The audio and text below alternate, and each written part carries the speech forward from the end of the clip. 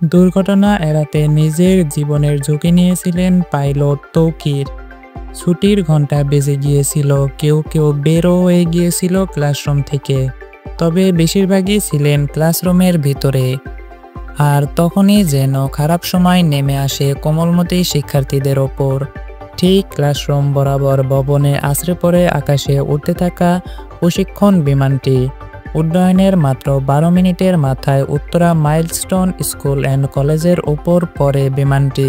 ISPR বলছে বেলা 1টা 6 মিনিটে ঢাকার কুর্মিটোলাস্থ বাংলাদেশ বিমান বাহিনী ঘাঁটি একে খন্দকার থেকে উড্ডয়নের পর যান্ত্রিক ত্রুটির সম্মুখীন হয়।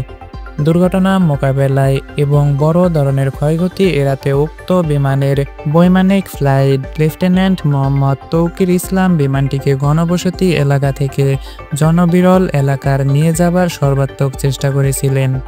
কিন্তু দুর্ভাগ্যবশত বিমানটি ঢাকার দিয়াবাড়ি মাইলস্টোন স্কুল অ্যান্ড কলেজের দোতলা একটি ভবনে অনাকাঙ্ক্ষিত দুর্ঘটনায় বিধ্বস্ত হয়েছে। এতে নিহত হয়েছেন পাইলট সহ আরও অনেকে।